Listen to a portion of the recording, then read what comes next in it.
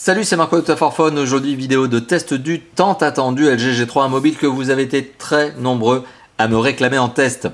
Et bien le LG G3, justement, c'est aujourd'hui l'occasion de faire cette vidéo de test qui naturellement suit la vidéo de déballage au cours de laquelle je vous avais montré la boîte, le téléphone dans un rapide premier aperçu, mais aussi et surtout les accessoires.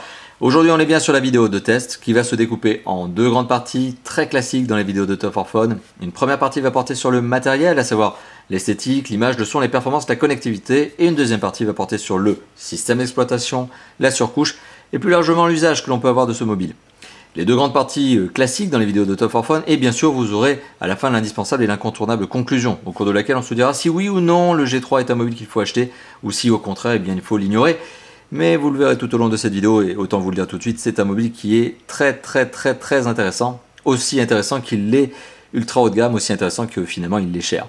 Le LG G3, c'est un mobile qui vaut en juin 2014, date à laquelle il va être commercialisé, 600 €, précisément 599 € dans sa version de base. Et oui, parce qu'il existe en deux versions.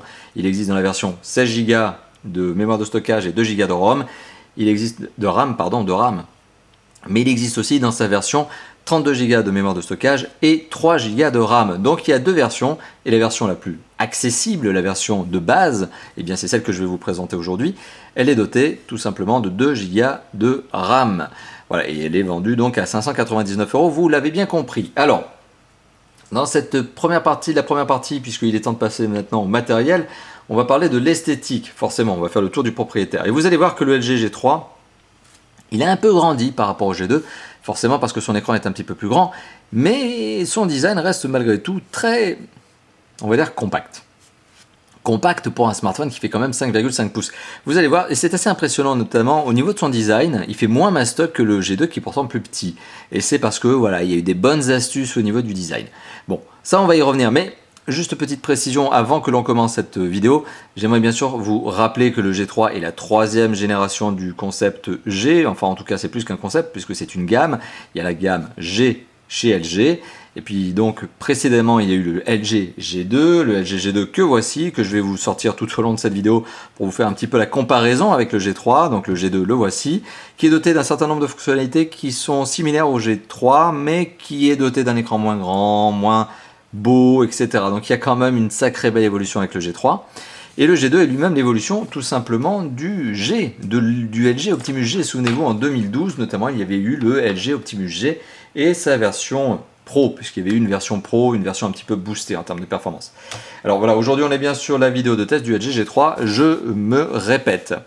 Alors on va faire le petit tour du propriétaire, donc c'est la première partie de la vidéo, et on va regarder ce à quoi ressemble ce téléphone. Petite précision, ici il est commercialisé, en tout cas vous allez le voir, il est commercialisé en 3 couleurs. Ici le test portera sur la version noire, en tout cas elle est appelée noire, mais c'est plutôt du gris très sombre, du gris anthracite. Ce téléphone existe aussi en deux autres déclinaisons, il existe aussi en version dorée et en version blanche. Voilà, tout simplement. Alors, petit tour du propriétaire sur sa face avant. Qu'est-ce qu'on retrouve? Un écran magnifique, je vous le dis tout de suite, mais j'y reviendrai tout à l'heure, de 5,5 pouces, au-dessus duquel on retrouve un écouteur, un capteur frontal de 2,1 mégapixels, du capteur de luminosité de proximité et une petite LED de notification. D'ailleurs, si j'ai envie de vous la montrer, cette LED de notification, alors que j'ai pas de notification sur le téléphone, bah, il suffit que je branche le téléphone et on va voir que la LED va s'allumer en rouge parce que le téléphone va passer en chargement. Voilà. Ah, le temps que le téléphone capte un petit peu ce qui se passe. On va voir justement la LED devenir rouge. Alors, que fait-elle cette LED? Alors, on éteint le téléphone, et oui, c'est ça. Il faut éteindre le téléphone, et la LED devient rouge. On la voit ici dans le coin. D'ailleurs, on me voit dans le reflet. Salut. Donc ça, c'est pour vous dire effectivement qu'il y a bien une LED de notification. D'ailleurs, vous l'avez vu quand j'ai déverrouillé le téléphone avec le double knock, le knock, eh bien, on arrive à voir que la LED passe en bleu pour vous dire qu'elle a bien compris, que en tout cas, le téléphone a bien compris que vous l'aviez réveillé. Bon, ça c'était pour la petite LED de notification. En dessous de l'écran, on retrouve le logo LG. Et bien sûr, vous l'avez compris, il n'y a pas de touches sensitives, il y a des touches tactiles, puisqu'elles sont intégrées à l'écran. Elles sont ici. Ça, c'est pour sa face avant. D'ailleurs, on remarquera ici un petit effet en dessous de l'écran. Alors, il y a la vitre. La vitre continue sur la totalité de la face avant. Mais ici, on retrouve en fait le rappel de couleur de la carrosserie arrière, ici en gris. Alors, sur le côté du téléphone, vous allez remarquer d'ailleurs qu'il y a un pourtour en métal, effet métal. Alors, tout le téléphone, je le rappelle, est fait en plastique. Il n'y a pas un seul élément métallique au niveau de la carrosserie, ni d'ailleurs au niveau du châssis. C'est vraiment du 100% plastique, et pourtant le design fait terriblement classe, ce qui est assez étonnant, oui, j'ose le dire, on est sur du plastique qui fait classe. On est sur du plastique qui imite de l'aluminium brossé, donc oui, ça le fait même très très bien. On n'a pas la froideur de l'aluminium, parce qu'effectivement le métal aluminium est assez froid quand on le touche, sauf quand le téléphone est en fonctionnement bien sûr, parce que ça dissipe la chaleur. Mais le téléphone, voilà, en général le métal a un contact assez froid. Ici le LG, lui forcément comme il est en plastique, le contact, le sensitif est un petit peu plus, on va dire, chaleureux, ça reste du plastique. Alors sur le côté supérieur du mobile, on retrouve ici deux petites choses. Une entrée micro secondaire, on retrouve également un port infrarouge. Et oui, parce que ce téléphone peut être utilisé en télécommande pour piloter sa télé notamment, vous allez le voir. On retrouve sur le côté droit une petite fente qui permet de retirer le cache batterie, comme je vais vous le montrer d'ici quelques instants. En dessous du mobile, un jack 3.5, et oui, il est placé en dessous du téléphone, l'entrée micro et le câble micro USB, ou en tout cas la connectique micro USB. Hop, voilà. Sur le côté gauche, pas grand chose, je crois que je vous l'avais déjà montré d'ailleurs. Sur l'arrière du mobile, on retrouve le capteur photo de 13,1 mégapixels, le double flash LED, le capteur laser, et oui parce qu'il y a du laser ici, pour accélérer la prise de l'autofocus, ou en tout cas la focale, le focus de l'autofocus. Bon. On retrouve ici le bouton typiquement LG G2, et oui, souvenez-vous. Le LG G2, ça donnait ça. Alors la petite différence, il y a quand même pas mal de différences, je vais y revenir tout au long de cette vidéo. La petite différence, c'est que le LG G2 avait un bouton qui formait une excroissance et qui, à mon sens, était plus agréable à utiliser. On arrivait plus facilement à le retrouver. Après, c'est une question d'habitude, je pense, mais j'arrivais plus facilement à retrouver le bouton du LG G2 que le bouton du LG G3. Par contre, le bouton du LG G2, comme il était en excroissance, il était terriblement exposé aux rayures et forcément, à terme, il se rayait. Alors que celui du LG G3, il est quand même moins exposé aux rayures. Donc c'est quand même un avantage, en tout cas en termes de longévité. Voilà. On retrouve aussi le marquage LG et on retrouve le haut-parleur. Autre parenthèse, le LG G2, son haut-parleur était placé en dessous, sur la tranche inférieure, et ici il est placé à l'arrière. Bon, mais c'est pas la seule particularité de ce haut-parleur. Alors, si on enlève le cache batterie, vous allez le voir, c'est assez facile en fait finalement d'enlever le cache batterie. Et ça, c'est encore une différence supplémentaire par rapport au LG G2. Le LG G2 avait un dos qui était inamovible, la batterie était inamovible, et il n'y avait pas d'emplacement micro SD. Ici, on a donc une batterie de 3000 mAh qui est amovible, donc bon point. LG a su écouter finalement les utilisateurs du LG G2 qui avaient fait un certain nombre de critiques. Bon, c'était des critiques constructives, positives, parce que le LG G2 est quand même un terriblement bon mobile. Et on retrouve donc l'emplacement de la carte micro SD et l'emplacement de la carte micro SIM, mais en dessous, format micro, j'ai bien indiqué ça. Voilà, et donc ça c'est pour l'intérieur du mobile une fois qu'on enlève le cache batterie. Hop. Bon, on revient sur le téléphone en lui-même. Alors côté dimension, comme je vous l'évoquais, on est sur quelque chose qui est plus grand que le LG G2, mais qui fait moins mastoc, probablement parce que le LG G2 a des petits retours de carrosserie, des petits effets de style qui sont un peu particuliers, on a l'impression qu'il fait un peu plus mastoc, alors qu'au final, pas du tout. Pas du tout, vous voyez, on est quand même sur un téléphone qui est sensiblement similaire en termes de dimension, mais étant donné qu'on a sur le LG G3 un peu plus d'arrondi au sortir de l'écran ici, ça fait moins lourd, ça fait moins mastoc. Donc le LG G2 a un design qui est plus mastoc que le LG G3, en tout cas en perçu. Alors pour les dimensions, on va y revenir, je vais vous les donner tout de suite pour bien vous indiquer quel est l'encombrement de ce téléphone. 14,5 cm de long, 7,5 cm de large et un peu moins d'un centimètre d'épaisseur puisqu'il fait 9,1 mm d'épaisseur. Donc on est sur un téléphone que l'on peut classer dans les ultra fins, on est sur un téléphone par contre qui a des dimensions conséquentes, ce qui fait que forcément il ne peut pas être utilisé à une seule main comme le LG G2 et vous êtes bien obligé d'utiliser vos deux mains donc pour utiliser ce téléphone de manière convenable. Et pour la prise en main, malgré tout, elle est très bonne, du fait que justement, on a un travail au niveau de la carrosserie, au niveau des arrondis, ce qui fait qu'on n'a pas l'impression d'avoir une brique dans la main, ce qui fait qu'on a une bonne prise en main. Voilà, donc ça c'est quand même côté positif de ce téléphone. Autre côté positif, on a beau avoir des dimensions relativement conséquentes, ce téléphone se glisse encore dans une poche de jean. Donc il ne faut pas être inquiet sur cet aspect-là, à moins que vous n'ayez un jean slim, voilà, à peu près du corps, on va dire. Mais dans tous les autres cas, normalement, c'est typiquement le genre de téléphone que vous pourrez placer dans la poche de votre pantalon. Alors ce téléphone, autre particularité, il est relativement léger au niveau de son encombrement, au niveau de sa catégorie. En fait, oui, c'est un phablet de 5,5 pouces, mais il ne pèse que 153 grammes. Alors qu'un téléphone de cette dimension, en général, on aurait plutôt attendu quelque chose dans les 180 grammes et plus. Alors pourquoi? Eh bien tout simplement parce qu'il est en plastique. Et oui, je le rappelle, ce téléphone est 100% plastique. Bon, comme quoi il y a quand même des avantages à avoir un téléphone en plastique, c'est quand même le poids notamment. Alors au niveau de l'affection de ce téléphone, vous allez le voir, je vais lui faire un petit torture test, et ce téléphone a un châssis qui ne bouge pas. Donc là, vous avez peut-être l'impression qu'il y a un petit effet de mouvement au niveau de l'image, mais c'est plutôt mes mains en fait qui bougent, alors que le téléphone lui-même est très rigide. Il n'y a vraiment pas de torsion.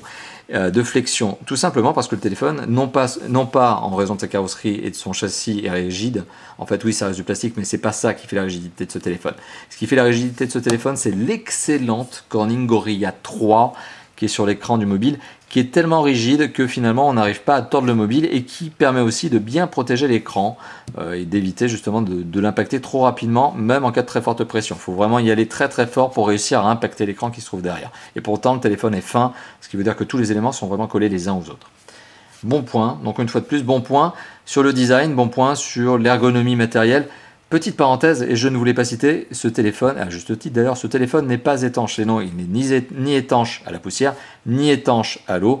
Et oui, par contre, il y a bien des concurrents qui le sont, donc c'est peut-être la faiblesse de ce LG G3 par rapport aux concurrents, c'est que, eh bien, forcément, si vous le mettez dans l'eau, c'est fini. Et si vous le mettez dans la poussière, vous risquez d'avoir des mauvaises surprises. Donc, voilà, il n'y a pas d'étanchéité sur ce téléphone alors que d'autres concurrents tels que par exemple, et je vais les citer, le Samsung Galaxy S5 et le Sony Xperia Z2, pour le coup, eux, le sont, ils sont bien IP. Donc voilà, voilà, c'est à vous de voir si ce genre de détail, qui n'en est pas forcément un pour vous, est grave ou pas. Donc c'est à vous de le dire. L'image et le son. Alors vous allez comprendre pourquoi je dis que ce LG G3 est quand même une bête au niveau de l'image. C'est un truc de dingue. C'est clairement un truc de dingue. C'est d'ailleurs le premier mobile commercialisé avec cette résolution. On est sur un téléphone, je le rappelle, doté d'un écran de 5,5 pouces qui tourne avec une résolution Quad HD. Quad HD, j'ai pas dit QHD qui veut dire Quarter HD, j'ai dit Quad HD. Donc c'est une résolution de 2530 pixels par 1440 pixels, ce qui donne la densité de pixels jamais atteinte sur un mobile de 529 pixels par pouce. C'est juste impressionnant, l'image est tellement nette que même en essayant de zoomer à mort avec la caméra en mode macro, on n'arrive pas à voir les pixels à l'œil nu. Collez votre œil dessus, ça ne donnera pas plus non plus. L'image est belle, l'image est nette, extrêmement nette, et c'est d'ailleurs donc le meilleur écran à mon avis aujourd'hui sur un smartphone, tellement et bien justement on a une densité de pixels qui est énorme. Alors les angles de vision aussi ils sont juste bluffants, vous allez le voir, on arrive à voir encore l'image sur l'écran et pourtant on est vraiment dans des angles de vision qui sont impressionnants. Voilà. Donc oui, très belle image, très lumineuse, très colorée, très contrastée. On est sur du très bel écran avec une image, mais juste Quad HD, c'est un truc de fou. C'est clairement un truc de fou. Alors le problème, c'est qu'aujourd'hui, il manque peut-être suffisamment de contenu pour être utilisé sur un écran Quad HD. C'est ça le problème. C'est que finalement, vous allez regarder des vidéos qui, elles, ne seront pas Quad HD. À part quelques rares vidéos qui seront 4K, mais pour le coup qui seront 2 fois plus denses, en tout cas qui auront 2 fois plus de pixels que l'image ici en question. Donc finalement, il n'y a pas de juste mesure. C'est un très bel écran 2K, c'est clair. Et moi je le dis, forcément, je suis fan de cet écran 2K, je l'avoue. Mais c'est un écran 2K qui n'est pas exploitable sur beaucoup de choses. Parce qu'il n'y a pas beaucoup de films qui sont exploitables sur du 2K. Et pour le reste, forcément, les jeux vidéo et autres ne sont pas exploitables en 2K parce qu'ils ne le sont pas. Ils n'existent pas en 2K. Donc c'est un mobile qui est fait pour l'avenir et qui est en avance sur son temps avec une image magnifique, mais qui est peut-être, encore pour le moment et pour les quelques mois qui viennent, surdimensionné. Mais enfin tant mieux, ça veut dire que ce mobile n'aura pas besoin d'être changé dans l'année qui vient. Alors justement, quoi de mieux pour vous montrer la qualité d'une image et notamment le son procuré par le haut-parleur que de vous montrer une petite vidéo YouTube. Alors on va lancer une petite vidéo YouTube, hop. On va passer en mode paysage. Et le son. Alors le son est procuré par ce haut-parleur qui se situe à l'arrière. Alors d'habitude j'ai tendance à vous dire que le haut-parleur quand il est placé à l'arrière du mobile, il donne un son étouffé. C'est vrai, et ça reste encore vrai, mais malgré tout le téléphone s'en sort très bien. Oui, le son n'est pas trop étouffé, il est étouffé. Et ça me donne presque l'impression d'une caisse de résonance à l'intérieur du mobile. On a presque l'impression qu'il y a une sorte de caisson, en fait une micro-caisson, c'est un espace qui permet d'amplifier le son. Parce que finalement le son n'est pas trop étouffé. Et le haut-parleur est un haut-parleur de 1 watt. Alors comme c'est 1 watt, ça n'a pas l'air grand chose, mais pour un smartphone, c'est quand même bien. C'est vraiment très bien. Et donc comme je vous le disais, l'image est juste belle, juste superbe. Alors je vais juste décoller le téléphone pour vous montrer que le son vient bien de l'arrière. Voilà, vous l'avez compris. Le son il vient bien de là. Il n'y a pas plusieurs sorties, il y en a qu'une.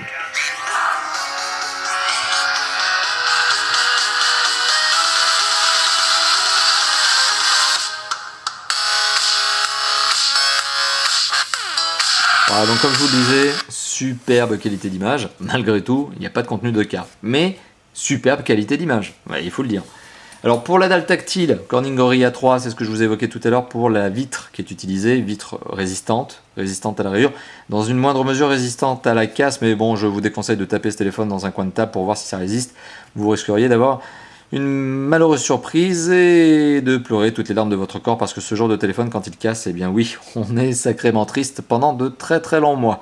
Alors, ce téléphone est doté d'une dalle tactile Corning Gorilla, donc ça c'est la vitre, et elle marche à merveille, parce que la dalle est bien, elle est bonne, elle est efficace, et parce que le téléphone est largement suffisamment performant pour faire fonctionner quoi que ce soit, et alors c'est pas une dalle qui va lui poser problème.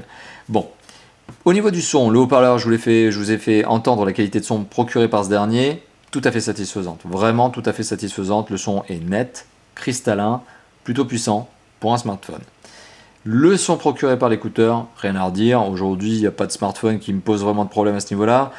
Ça semble un peu logique quand même en 2014 que d'avoir des téléphones qui ont des écouteurs normaux pour téléphoner, quoi. Je veux dire, c'est un peu le basique. Et pour le jack 3.5 qui est situé en bas, je le rappelle, eh bien, il fournit un son tout à fait normal. Et de mémoire, j'ai peur de trop m'avancer, mais de mémoire, c'est un CTIA. Voilà.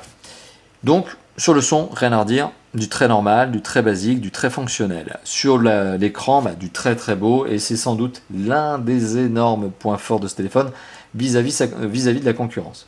Alors au niveau des performances, alors les performances, vous le savez, je les monitore notamment avec 3 applications, enfin même 4. Je les monitore notamment avec Antutu. Voilà, on va laisser Antutu tourner correctement. 28 934 points, donc vous me permettrez d'arrondir à 29 000 points. Alors 29 000 points, c'est clairement pas le score le plus époustouflant de l'année 2014. Oui, en 2014, on a quand même vu des téléphones arriver allègrement aux 35 000 points. Alors, je le rappelle, pourquoi on est sur 29 000 points? Parce qu'on est sur un téléphone qui a probablement, et c'est ce qui le pénalise au niveau des performances, un écran 2K. Et oui, c'est cet écran 2K qui le fait ralentir probablement, parce qu'il a quand même beaucoup de choses à afficher. Plus de pixels. Après, effectivement, il faut les choses qui exploitent ces pixels. Mais les applications de benchmark, en général, elles exploitent bien les pixels, elles les exploitent tout ce qu'elles peuvent. Donc 29 000 points, bon, c'est en dessous des 35 000 points de certains concurrents, mais c'est largement suffisant, je vous rassure. Même à 15 000, même à 16 000 points, c'est largement suffisant pour faire fonctionner absolument tout. Il n'y a pas un jeu, il n'y a pas une application qui ne peut pas fonctionner sur ce téléphone. Tout fonctionne. Voilà. Alors on a 29 000 points, mais on a 29 000 points, je le rappelle, sur la version dotée de 2 Go de RAM. Probablement sur la version 3 Go, on aura un score supérieur. D'ailleurs, j'espère pouvoir tester les versions 3 Go. Ça se trouve, ça sera peut-être celle que je vais me prendre plus tard.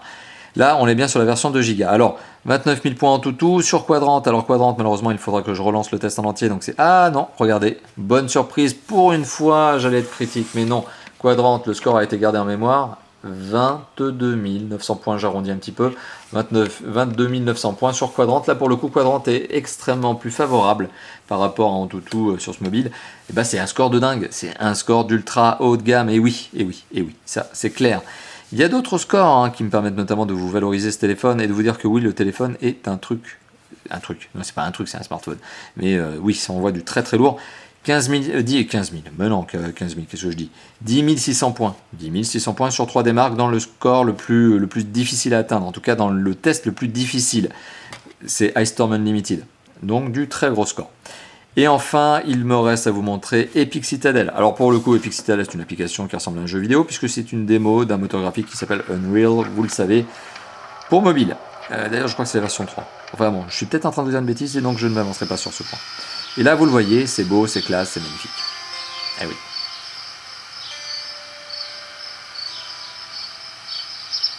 Alors, on va pas faire tout le test parce que ça va être long. Franchement, ça va être très très long. Mais ici, il y a un score de FPS qui est calculé par le mobile. Alors forcément, quand on est sur un mobile qui a un écran 2K, il y a plus d'éléments à calculer. C'est plus compliqué pour le téléphone. Surtout que là, je l'ai mis en mode haute qualité graphique.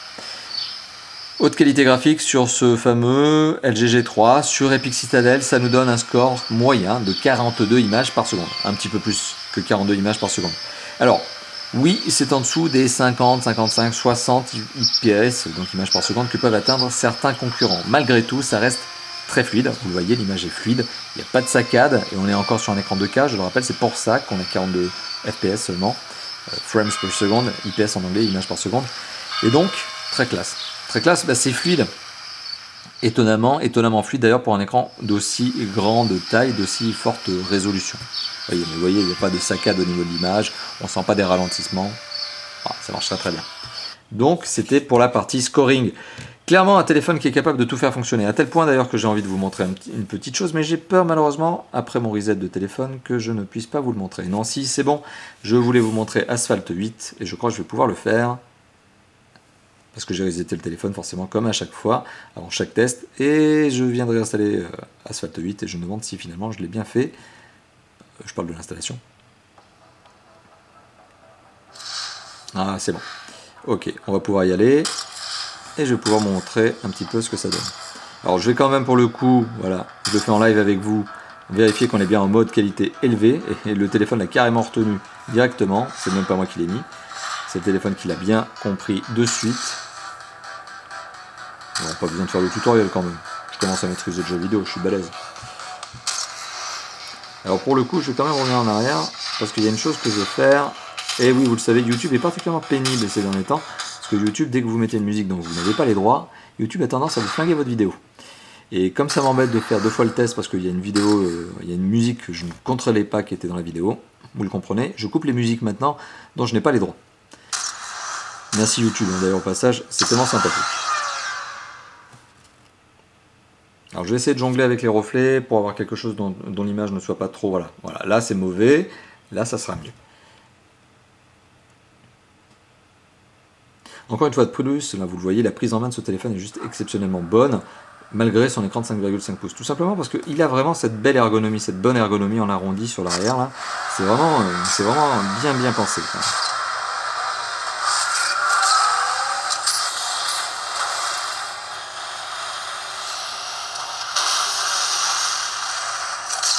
Alors vous le voyez, on est sur Asphalt 8, qui est quand même pas le plus léger, plus petit des jeux.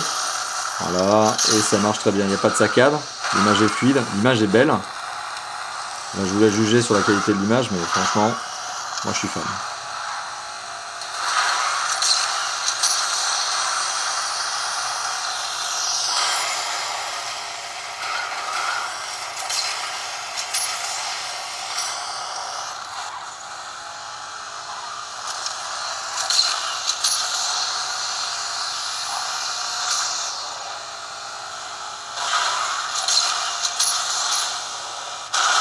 Et voilà, pile poil dans le mur central.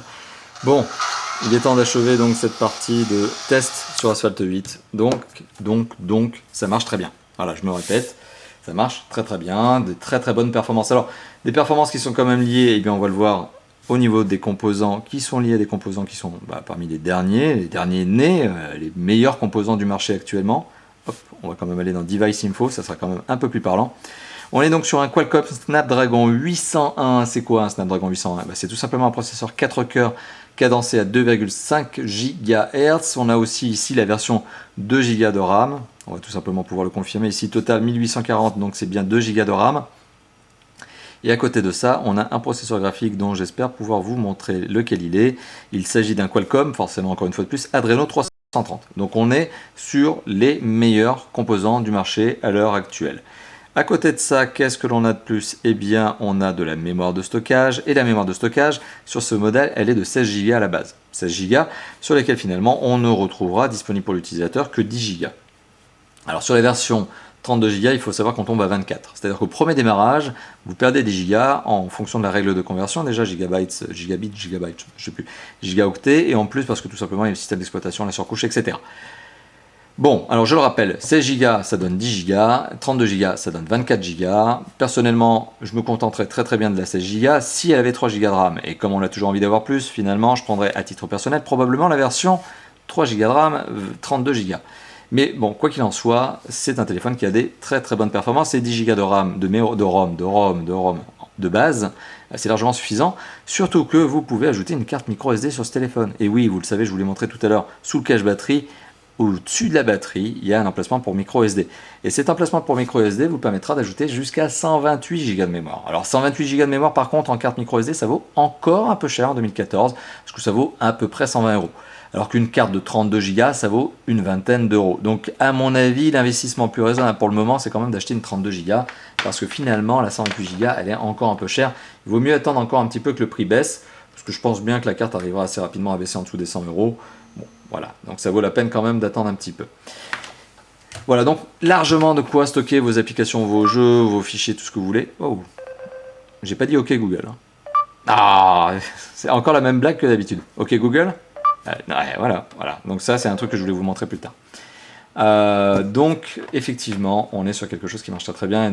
Et comme je vous l'évoquais, oui. Belle capacité de stockage interne. Bon, 10 Go, ça suffit largement dans l'absolu. Vous voyez, le LG G2, c'est exactement ce que l'on avait. Hein. Il y avait une version 16 Go, celle que j'ai d'ailleurs, c'est la mienne. Et on s'en contente parfaitement et on s'en sort très très bien. Alors, connectivité, parce qu'il est temps de parler de la connectivité. Vous allez le constater, là je fais dérouler le chariot, on va avoir un certain nombre de connectivités. Alors ce qu'il faut savoir, c'est que ce téléphone est un GSM quadriband. Bon, ça va un peu de soi, on l'aurait imaginé difficilement un biband ou un triband sur ce téléphone. C'est un 4G LTE. Qui dit 4G LTE dit qu'il a la meilleure norme de 4G à l'heure actuelle, 150 Mbps par seconde en download. Il est 4G LTE, donc ce qui veut dire que oui, il sera capable de faire de la 3G si vous n'avez pas de forfait 4G ou si vous êtes dans une zone qui est mal desservie. Et si vous êtes dans une zone mal desservie, il sera aussi capable de faire de la 2G. Donc il est 2G, 3G, 4G, 4G LTE. Donc il a toutes les normes de web mobile. Cherchez pas, il est ultra complet. À côté de ça, il est Wi-Fi, Bluetooth, AGPS, GLONASS, NFC, infrarouge. Oui, vous pouvez piloter votre télé avec ça parce que vous pouvez tout simplement vous servir de votre téléphone en tant que télécommande. Ici, avec la fonction Quick Remote. Parce que là, par exemple, j'ai paramétré ma téloche. Et donc oui, ce téléphone me sert de télécommande. Bon, c'est peut-être gadget comme ça. Et pas que comme ça, en fait, c'est terriblement gadget, faut le dire. Mais bon, ça peut vous simplifier la vie, ça peut vous épargner de chercher votre télécommande quand elle est paumée. Bon, c'est un point supplémentaire. À côté de ça, il y a une radio FM qui nécessite que vous branchiez le kit piéton en guise d'antenne. Mais il y a bien une radio FM, comme le LG G2 d'ailleurs. Il y a un jack 3.5, il y a la micro SD, il y a la micro SIM, oui, parce que la carte SIM est au format micro. Autre particularité, ce téléphone est rechargeable sans fil. Oui, il est rechargeable sans fil dans le natif. Oui, LG a d'ailleurs prévu un accessoire qui est un socle de recharge sans fil. Bon, bien sûr, il sera payant, hein, forcément, il n'est pas offert avec le téléphone. Mais oui, ce téléphone est capable de faire de la recharge sans fil. Et je vous ai déjà, souvenez-vous, présenté des chargeurs sans fil. En tout cas, des socles de recharge sans fil. Donc n'hésitez pas d'ailleurs à regarder les vidéos de tests précédents sur notre chaîne Top for Phone. Voilà, donc maintenant, quel est l'aspect de la connectivité dont je vous parle systématiquement si vous me connaissez chez Top for Phone et que je ne vous ai pas encore détaillé? Eh bien, il s'agit du DAS, le débit d'absorption spécifique. Eh bien, ce téléphone, malheureusement, j'ai une mauvaise nouvelle, c'est qu'aujourd'hui, la mauvaise nouvelle, elle est minime quand même. Aujourd'hui, donc juin 2014, je n'ai pas encore le DAS, tout simplement parce que ce téléphone n'a pas encore été scoré. Aujourd'hui, le score de DAS n'a pas encore été affiché par le constructeur. Ça ne saurait tarder, mais vous le savez, le DAS en Europe, il ne faut pas qu'il dépasse 2 watts par kilo, sinon le téléphone n'a pas le droit d'être commercialisé. Si LG a déjà lancé son téléphone, on imagine bien quand même qu'ils savent que c'est largement en dessous des 2 watts. Aujourd'hui, le standard marché de ce genre de téléphone est largement en dessous des 1 watt par kilo. D'ailleurs, c'est ma propre norme, ma propre barrière psychologique au niveau de mes téléphones personnels. Ce téléphone, à vue de nez, il est carrément en dessous des 0,5 watts, je pense. Vraiment au-dessus, ça m'étonnerait qu'LG ait fait une erreur de ce type-là sur un téléphone ultra haut de gamme comme celui-là. Donc je pense qu'au niveau du DAS, on sera sur quelque chose de relativement bas, voire même très bas, carrément en phase avec la concurrence. Mais pour le moment, malheureusement, je n'ai pas d'autres informations à vous donner. Et oui, c'est to be defined d'ailleurs sur la fiche du constructeur. Donc je vous donnerai ça sur l'article de test. N'hésitez pas à aller sur le site, à lire l'article test de ce fameux LG G3, et vous aurez notamment l'information quand je l'aurai, tout simplement. L'article sera mis à jour. Alors, au niveau de l'accroche, je vous ai parlé de toutes ces normes de connectivité, il n'y a rien à redire. Au niveau de l'accroche, on est sur du très bon. Je n'ai jamais constaté une seule déconnexion intempestive en Wi-Fi, en GLONASS, en GPS donc, en GSM, quoi que ce soit. On a une bonne accroche. Ça marche vraiment très très bien. Ah oui, point d'ailleurs dont je viens de me rendre compte, c'est que j'ai oublié de vous dire que ce téléphone est aussi NFC. Voilà, il y a le petit logo NFC en haut, oui, parce que j'ai allumé toutes les connectivités. Ce téléphone est aussi NFC. Donc il a tout. Il a franchement tout en termes de connectivité. Donc il est temps de passer au système d'exploitation et de vous dire ce que j'en pense. Alors, le système d'exploitation, eh bien, je vais vous le montrer comme ça. Je vais tout simplement essayer de retrouver les informations à propos du téléphone. Et on va aller dans les informations du logiciel. Et on va aller ici. Donc version Android 4.4.2, je ne sais pas si vous la voyez, mais si je fais ça, hop, on est bien sur la version KitKat. 4.4.2. J'ai dit 4.2.2 je crois? Non, 4.4.2. KitKat, c'est la dernière version à date pour tous les grands constructeurs, 4.4.2, sachant que la 4.4.4, donc, elle existe déjà, elle a déjà été mise en ligne, elle existe notamment pour les Nexus, notamment mon Nexus 4, que j'ai eu pendant de longs mois, est un téléphone qui est doté de 4.4.4 à l'heure actuelle, oui, il a été mis à jour, mais bon, entre 4.4.2 et 4.4.4, c'est pas facile à dire, hein, je vous engage à le répéter plusieurs fois rien que pour voir, la 4.4.4, donc, bah finalement elle apporte pas grand chose. Ce sont principalement des failles de sécurité qui ont été corrigées, mais bon, le LG G3, lui, les failles de sécurité, il disait pas trop. D'ailleurs, sachez que ce téléphone a actuellement déjà une mise à jour, donc il y a probablement du patch correctif, pas de souci là-dessus. Donc 4.4.2. Alors une version d'Android très connue, très maîtrisée, qui marche à merveille, sur laquelle on peut bien sûr retrouver le Play Store, parce que oui, vous l'imaginez bien, LG est quand même un constructeur qui fait bien les choses, et oui, forcément, c'est un téléphone qui est certifié Google. Donc on a toutes les applications de base Google qui le font, quoi. Donc on a du Google Recherche, on a du Gmail, du Google+, du Play Music, du Play Film, du Play Livre, du Play Kiosque, du Play Jeux, ce que vous voulez, et on a la fonction OK Google. Ah, c'est génial. Alors, dites OK Google et dites-lui rien du tout. Ah, mais dis donc, oh, tu vas me laisser faire tranquille le test, oui. Ça n'a rien à voir. Alors, je vais refaire la chose. Donc, je vais dire le mot, et puis je vais lancer une recherche. OK Google, Tour Eiffel. Voici quelques informations sur Tour Eiffel. Ah, moi, je trouve ça génial. Je trouve ça génial de pouvoir parler à son téléphone et de lui demander quelque chose. OK Google, météo. La demi-lune, la température est de 17 degrés avec un ciel dégagé. Si ça, c'est pas la classe. Donc voilà, c'est le genre de OK Google. C'est le genre de choses que vous pouvez faire avec votre téléphone. Bon, c'est terriblement classe, c'est terriblement prétentieux, mais ça le fait très très bien, ça marche très très très bien. Donc c'est le genre de recherche vocale que vous pouvez faire avec votre téléphone. Mais c'est une fonction qui est proposée par Android de base, ça n'est pas du LG. Alors maintenant, pour en revenir à ce qu'a fait LG, c'est-à-dire la surcouche, eh bien vous allez constater qu'effectivement on n'est pas dans la surcouche ultra gourmande, ultra explosive. Surtout que LG a très bien compris ce que voulaient les utilisateurs. Premièrement, les utilisateurs veulent une surcouche qui est belle. Bon, c'est quand même le minima. Une surcouche qui est belle. Et oui, on a du flat design. C'est très beau, c'est très tendance, c'est très bien travaillé. C'est vraiment beau, je le dis. Enfin, en tout cas, c'est mon goût. Et c'est typiquement la tendance actuelle, le flat design. Alors à côté de ça, on a un petit peu de fonctionnel, on a un petit peu d'ergonomique, un peu d'applicatif, mais il y a aussi d'autres bonnes choses, notamment le fait que bien, les applications de base installées, elles peuvent être supprimées. Et oui, LG vous donne la main, ce qui n'est pas possible sur d'autres mobiles de concurrents. Voilà, donc LG effectivement vous donne la main sur la suppression d'un certain nombre d'applications. Vous êtes plutôt libre là-dessus. Donc c'est une surcouche qui est belle, c'est une surcouche qui n'est pas trop gourmande, et c'est une surcouche qui est plutôt utile, dans le sens où elle vous apporte un certain nombre d'applications ou de fonctionnalités supplémentaires. Alors je le rappelle notamment, ce qui est sympa chez LG, c'est le knock-knock. Knock-knock, c'est ça. C'est le fait d'éteindre son téléphone avec un double tap sur l'écran, c'est le fait de l'allumer avec un double tap. Bon, il y a un petit coup à prendre pour bien faire le double tap, c'est comme avec le clic d'une souris, le double clic, il y a un petit coup à prendre, mais ça marche à merveille. Vous avez tout un tas aussi de fonctionnalités qui sont liées à LG. Vous avez des gestes à 3 doigts, vous avez d'autres choses. Vous avez vraiment plein de choses. Il y a aussi le knock code que j'ai eu l'occasion de vous présenter via une vidéo séparée, que vous retrouverez aussi sur sur la chaîne de Top for Phone, qui vous permet de déverrouiller votre téléphone alors que l'écran est noir, tout simplement en faisant un code, en tapant dans les cadrans du téléphone. Des cadrans que vous matérialisez vous-même parce qu'ils ne sont pas affichés à l'écran. Mais vous allez taper un code en haut à gauche, en bas à droite, en haut à gauche, en haut à droite, etc. Enfin, vous allez faire votre combinaison et ça va déverrouiller le téléphone. Mais vous allez faire la combinaison que vous lui avez vous-même saisie. Hein. C'est comme un code PIN, c'est comme un code de déverrouillage quelconque, sauf que là, l'écran est noir et il ne marche que par saisie, par tapotage. Donc le knock-knock en fait. Voilà, donc ça c'est typiquement le bon petit plus LG sur cette très très sympathique surcouche. Alors, il y a d'autres choses, et on va rentrer un petit peu dans le détail maintenant, on va aller un petit peu plus loin dans le téléphone. On va regarder ce dont il est doté. Alors oui, ici on a toutes les fonctionnalités de base d'un téléphone Android. On a de la météo, on a du téléphone, d'ailleurs si je regarde dans l'application téléphone, vous allez voir que c'est du téléphone de base, hein. C'est vraiment la fonction Android, mais qui a été retravaillée graphiquement. D'ailleurs on le voit, hein, il y a des icônes qui sont ronds, c'est flat design. Moi je trouve ça très très beau.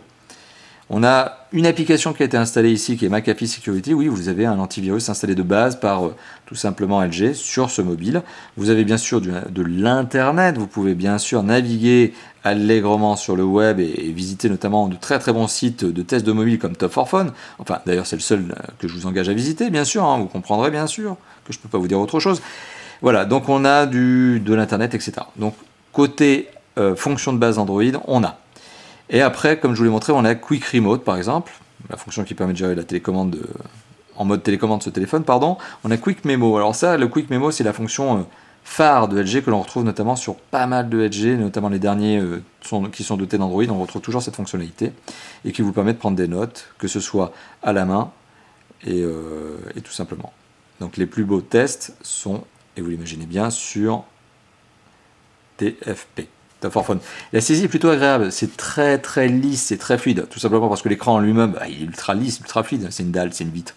Mais on sent vraiment qu'il y a une finesse au niveau de la saisie du tactile. On sent que c'est fiable là, c'est fiable, ça marche très très bien, il n'y a pas de micro-lag. Il y avait certains téléphones qui proposaient ce genre de fonctionnalité, mais lorsque l'on glissait le doigt, on sentait que le téléphone avait du mal à suivre, parce qu'il faisait des coupures au niveau du trait. Là, il n'y a pas de problème, ça marche vraiment très très bien. Voilà, donc là il va enregistrer tout simplement ce que je viens de faire, une superbe esquisse, je suis un véritable artiste. Et donc voilà ce que ça donne. Il y a donc cette petite partie de fonctionnel supplémentaire sur ce fameux téléphone. Et voilà, c'est pas énorme en termes d'applicatif. Vraiment en termes d'applicatif, on n'est pas sur quelque chose qui est une explosion d'effets spéciaux, mais c'est élégant, c'est beau, c'est propre. Alors il y a un autre constructeur sud-coréen qui fait encore plus lourd, avec beaucoup plus d'effets spéciaux, avec beaucoup plus d'applications, et ça en est presque trop complexe pour certains utilisateurs. Ici on est sur le LG G3, c'est un mobile qui est très beau, très design au niveau de sa surcouche, mais qui en propose un peu moins, et ce qui de fait le rend peut-être plus accessible, moins gourmand certes, mais plus accessible, plus grand public, un peu moins geek quelque part. Voilà. Donc ça c'était pour la surcouche du LG G3. Donc vous voyez finalement il n'y a pas grand chose à dire. On peut rentrer dans les menus paramètres pour vous montrer un petit peu comment c'est fait encore une fois de plus. Mais voilà, vous avez notamment Smart Cleaning qui permet de vider automatiquement la mémoire du téléphone. Vous avez aussi la possibilité de gérer ce téléphone en écran partagé, hein, vous avez cette possibilité là. Il y a quand même une application que j'ai oublié de vous donner, que j'ai oublié de vous indiquer, qui est le fait que l'écran lorsque vous tapez un SMS, ça c'est typique sur le LG G3, et bien vous avez la possibilité désormais d'avoir un clavier qui est resizable. Alors, bon sang. Moi, je suis en train de chercher où il est resizable, parce que j'avais bien trouvé ça tout à l'heure quand même. Bon, passons. Vous allez me pardonner cette notion-là, mais oui, il y a un écran qui est resizable sur ce LG G3. Voilà, ce sera mon fail de la vidéo. En fait, vous avez une petite barre qui vous permet de resizer tout simplement la taille de l'écran. Je crois d'ailleurs que dans la vidéo de présentation du LG G3 que Raphaël avait fait lors du salon, lors de l'événement presse de lancement de ce téléphone, je crois d'ailleurs qu'il l'avait montré. Voilà, donc on a du très beau, on a du très bon, on a du très sympathique au niveau de la surcouche. Je reprends un petit peu ma petite note pour voir ce que j'aurais pu oublier de vous donner. Il y a Smart Notice, et oui, Smart Notice, par exemple, qui est cette partie qui vous permet d'avoir un petit peu plus de conseils, de recommandations. C'est-à-dire que par exemple, Smart Notice va s'enrichir de votre utilisation du téléphone pour vous donner des conseils. Par exemple, lorsque la pluie va tomber, va vous dire par exemple que vous devriez prendre votre parapluie. Bon, c'est des petits détails, c'est des petits gadgets, mais ça fait que le téléphone devient presque plus humain, plus assistant personnel qu'un simple vulgaire objet tactile ou objet communicant. On est sur... Ah non, j'ai pas dit OK Google là quand même. Donc voilà, on est sur quelque chose qui est plus à l'écoute et qui vous donne des bons petits conseils. C'est rigolo, c'est des petites astuces, ça change pas la face du monde, mais c'est sympathique. Voilà, donc il est temps de passer à l'usage. Alors vous l'aurez compris, ce téléphone est clairement un téléphone qui est capable de tout. Il fait tout, c'est un téléphone bon à tout faire. Il excelle dans tous les points finalement. On peut peut-être lui reprocher sa non-étanchéité, mais pour le reste, il est vraiment bon. Alors, il y a deux aspects de ce téléphone encore supplémentaires qui font que ce téléphone est encore plus sympathique. Il y a notamment son capteur photo. Un 13 mégapixels avec autofocus, qui utilise donc un capteur laser, ou en tout cas une émission laser, je ne sais pas comment on peut l'appeler. Donc il y a ce capteur qui est ici, qui balance un petit laser et qui perçoit le retour. Un petit peu, finalement, c'est comme un radar de bagnole. Vous savez, là, les fameux radars qui vous flashent quand vous passez un petit peu trop vite, genre 1 km/h de trop. Eh bien, c'est typiquement ce genre de petit laser qui va calculer la distance et la vitesse. Voilà, c'est juste ça, et ça va permettre au téléphone d'avoir un autofocus qui est plus rapide. Et l'autofocus de ce téléphone est vraiment très très bon parce qu'il se positionne très très bien et le mode macro du mobile est vraiment très très bon. D'ailleurs, vous retrouverez une photo faite en mode macro avec ce téléphone sur l'article test de Top for Phone et la photo est vraiment belle. Alors la photo, vous pouvez la prendre soit en tapotant sur l'écran, ce qui veut dire que vous allez sélectionner une zone où vous allez porter l'autofocus, donc vous n'allez pas le faire en autofocus, vous allez le faire en focus manuel, ou alors vous avez tout simplement la possibilité d'utiliser les deux boutons arrière, donc le haut et le bas, tout simplement pour prendre la photo. Et c'est un mode qui peut être sympa, parce que on peut très bien imaginer prendre son appareil photo comme ça, son téléphone comme ça, et utiliser en fait le doigt derrière pour déclencher en fait. Voilà, donc j'ai bien appuyé, vous allez écouter. Voilà, donc oui, avec la prise de ce bouton-là, là, et même avec l'autre, hein. Voilà, on arrive à déclencher l'appareil photo. Voilà. Bon, c'est des bons petits plus. Après, au niveau fonctionnel de l'appareil photo, au niveau applicatif, au niveau fonctionnalité, on a le grand classique sur eh bien tout simplement sur de l'appareil Android. Voilà, donc c'est les fonctionnels Android. Et alors, autre particularité, le mode vidéo. Le mode vidéo, c'est un mode vidéo 4K. Alors c'est un mode vidéo 4K dont vous retrouverez d'ailleurs une vidéo de test faite avec ce téléphone sur eh bien, tout simplement la chaîne YouTube de Tough Phone. Voilà. Donc une vidéo 4K. Donc c'est du 4K. Donc ce téléphone, comme je vous l'évoquais, il est en avance sur son temps finalement. Il a tout un tas de points qui font qu'il est en avance, notamment l'écran 2K, notamment la capacité à faire des vidéos 4K. C'est un téléphone qui est clairement en avance. Voilà. Donc oui, je le répète. Et j'ai pas dit OK Google. Alors là, pour le coup, c'est peut-être le fait l'énervant de ce téléphone, c'est que tout au long de cette vidéo, vous l'avez remarqué, je ne l'ai pas dit, hein, ce mot OK Google. Et pourtant, le téléphone n'arrête pas de me capter. Bon, soit. Allons. On va pas s'énerver avec ça, mais c'est peut-être le petit faible du téléphone. Peut-être que ça sera corrigé par une mise à jour, mais pourtant, je vois pas ce que j'ai dit qui déclenche le téléphone. Alors voilà, donc il est temps de passer à la conclusion finalement de cette vidéo. Ah non, non, non, non, non. Je me rends compte que j'ai quand même oublié un petit point. Et oui, la vidéo dure depuis plus de 40 minutes quand même. Il m'arrive bien d'oublier des petites choses. Ce téléphone est doté d'une batterie de 3000 mAh. Alors ce téléphone, lorsque l'on a commencé le test, je crois que le test était à 51% de batterie, peut-être un peu plus. Vous le reverrez, vous me le direz dans les commentaires. Eh bien là on est à 35%, ce qui veut dire en 40 minutes avec écran allumé et puis toutes les petites bidouilles que j'ai fait, on a dû consommer un peu plus de 16% de batterie. Ce téléphone, en ayant lancé une vidéo YouTube pour justement tester sa consommation énergétique lorsqu'il est en affichage de vidéo YouTube, donc vidéo YouTube Full HD, 80% de lumière, 50% de son, toutes les connexions allumées, du NFC, du Bluetooth. D'ailleurs, je suis vraiment allé à l'excès, hein, parce qu'on n'est pas tout le temps en Bluetooth ni en NFC, je vais y arriver. Eh bien, tout allumé. Ce téléphone aura consommé à peu près un peu moins de 2% de batterie en 5 minutes, en un peu plus de 5 minutes. Ce qui veut dire qu'en faisant un simple calcul, en 1 heure, ce téléphone est censé, lorsque vous regardez une vidéo Full HD, ne pas consommer plus de 20% de batterie. Ce qui reste tout à fait normal, ce qui reste dans la bonne norme. Alors oui, certaines personnes avaient peur, certains futurs acheteurs avaient peur que l'écran 2K soit extrêmement énergivore. On ne peut pas dire le contraire, c'est énergivore. Un écran 2K, c'est énergivore, surtout avec des performances telles que celles dont est doté le LG G3.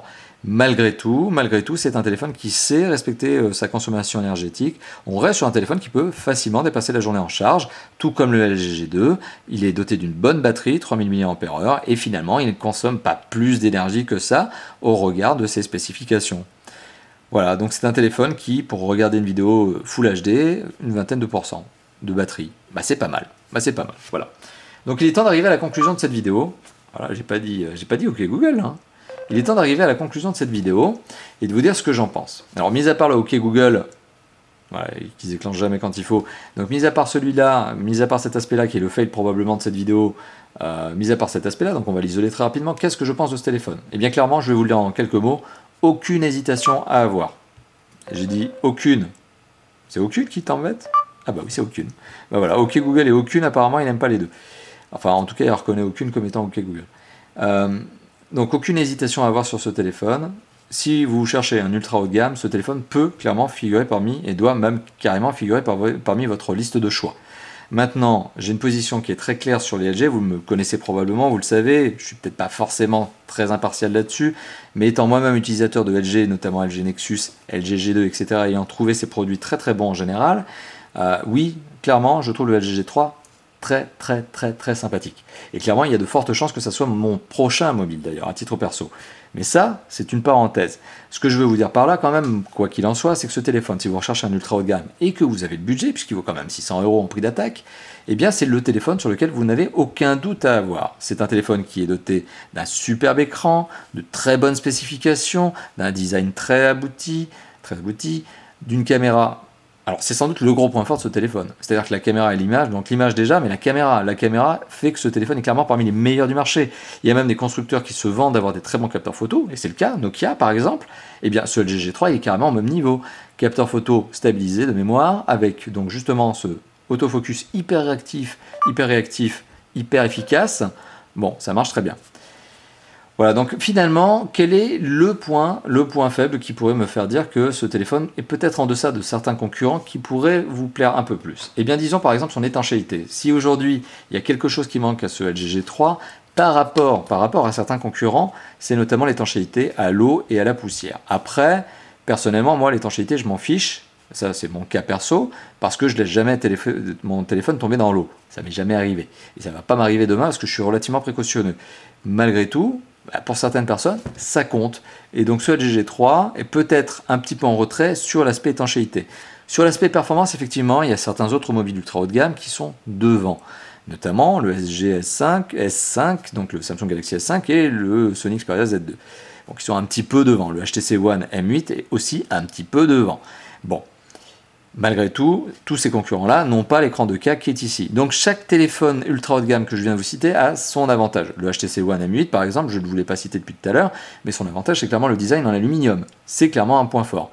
Voilà, donc chacun a son avantage, chacun a sa micro-faiblesse ou en tout cas son point en retrait par rapport aux concurrents, mais on est sur des niveaux de prestations qui font que, quel que soit le téléphone que vous allez acheter en ultra haut de gamme, vous ne pourrez pas être déçu. Et le LG G3 fait clairement partie de ces ultra haut de gamme qui ne déçoivent pas. Il ne peut pas décevoir parce qu'il sait tout faire et il correspond aux besoins tant des professionnels que des particuliers pour un budget par contre qui est relativement, je l'avoue effectivement, conséquent. 599 €, c'est pas une paille, il faut quand même les sortir. Après, parfois avec certains forfaits opérateurs qui vont vous coûter un bras par mois, eh bien oui, on peut s'en sortir avec un téléphone qui coûte pas trop cher au final. Voilà. Donc conclusion de la conclusion, oui, c'est un oui très franc, je vous recommande le LG G3 parce que c'est clairement un super mobile. Voilà, donc je pense que vous m'avez compris. Je ne peux pas être plus enthousiaste vis-à-vis de ce téléphone, si ce n'est OK Google qui est quand même casse-pied. Voilà, donc ça c'est mon fail de la vidéo. Donc mis à part cet aspect-là, ce téléphone est ultra sympa. Ultra sympa comme il est ultra haut de gamme, comme il est plutôt cher quand même. Voilà, donc merci d'avoir visionné cette vidéo. Comme d'habitude, elle sera publiée sur notre chaîne YouTube, Top for Phone sur YouTube. N'hésitez pas d'ailleurs à commenter, liker, partager et vous abonner à la chaîne si ça n'est pas déjà le cas. Si c'est déjà le cas, je vous remercie déjà. N'hésitez pas aussi à nous rejoindre tout simplement sur le site, aussi sur le forum, puisqu'il y a une section sur le forum qui s'appelle Quel téléphone choisir. Si vous avez une question, si vous hésitez sur un modèle en particulier, sur un mobile, c'est là-bas qu'il faut poser votre question. Enfin, il y a trois autres endroits où nous retrouver. Il y a bien sûr, deux autres endroits où nous retrouver. Il y a Facebook et Twitter. Facebook et Twitter qui me permettent de vous donner le planning de test de l'équipe de Top for Phone et tout simplement voilà, de vous donner les prochains mobiles que nous allons tester, où nous en sommes actuellement, sans vous donner de date parce que malheureusement on est toujours à la bourre donc ça ne sert plus à rien de vous donner des dates. Et c'est aussi là-bas que vous pouvez nous proposer d'autres mobiles à tester. Voilà, tout simplement. Donc je me répète, YouTube, le site, forum, Facebook, Twitter, autant d'endroits où vous nous retrouvez et interagir avec nous. Et je n'ai qu'une chose à vous dire, c'est à bientôt pour d'autres vidéos, donc d'autres vidéos de déballage, d'autres vidéos de présentation, et bien sûr, surtout d'autres vidéos de test. Allez, à bientôt, ciao ciao.